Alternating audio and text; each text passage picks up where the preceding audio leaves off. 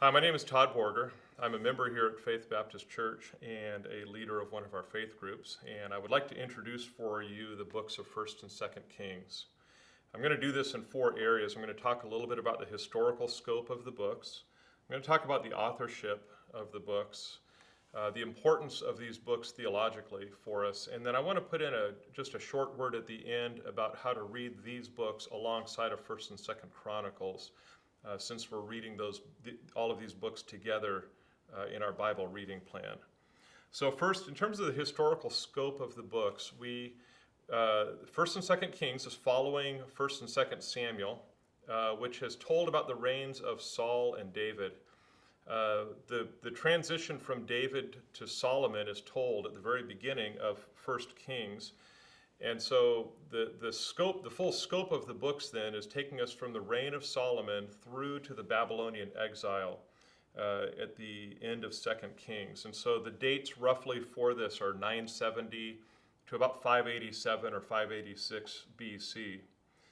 Within these books, we are told some of the significant events then within the books are the division of the kingdom following Solomon's apostasy, towards the end of his life, and in the time of his son Rehoboam, the kingdom divides, and so God splits the kingdom. He gives the kingdom basically to another man, Jehoshaphat, in the north. The northern kingdom we call Israel, but he keeps the southern tribe, Judah, as a place to preserve the kingship of David and David's line. We hear about that, we read about that starting in 1 Kings 11.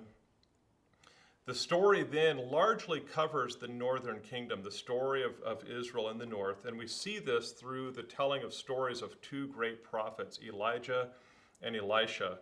And in fact, the division of 1 Kings and 2nd Kings basically is with the end of Elijah's life and the beginning of Elisha's ministry.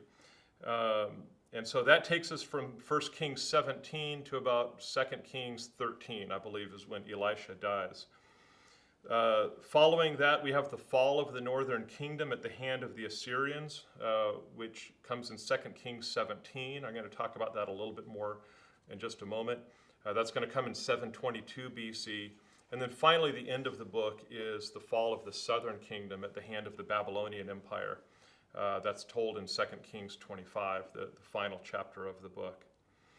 The authorship of the books, these books, as most books of the Old Testament are technically they're anonymous. We are not told who the authors are within the books. Tradition tells us that the prophets, the Jewish prophets, the Hebrew prophets of the Old Testament were the ones writing this history.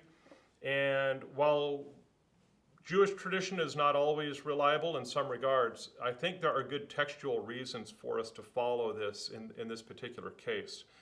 And so some of the prophets that you know of in the Old Testament, Nathan, Gad, later the larger writing prophets, Isaiah, Jeremiah, I think it is safe to say that they were part of the writing process of these books. However, there's also, and this is rather important, I think, in understanding the point of 1st and 2nd Kings, is there appears to be someone at the end of the process, some kind of an editor, someone who's compiling all of these, who is living during the exile in Babylon, who is putting the shape of this story together. And the point of this story, we'll get into this actually in just a moment with the theological importance of the books. Maybe this would be a good segue into that.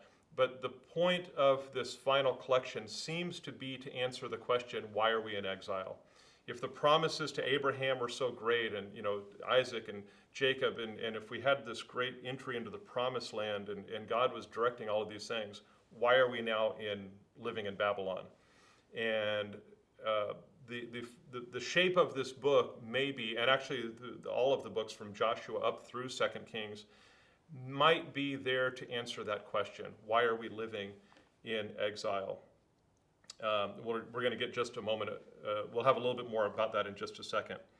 In terms of the theological importance of this, one thing that we can see in the book of 1st and 2nd Kings is the model of David as a faithful and a righteous king over Israel. And we see this in the way that the summaries are given of each of the kings for Israel and Judah. they will be compared to whether they walked in the ways of David or whether they walked in the ways of some other king. And so whether they were a faithful king or an unrighteous, wicked king. And so David is held as that model of a faithful king. Another thing that we need to see in the book is the failure of the majority of the kings, and really all of the northern kings, but the majority of the southern kings as well, their failure to live in that way, their failure to live as and to serve as righteous kings.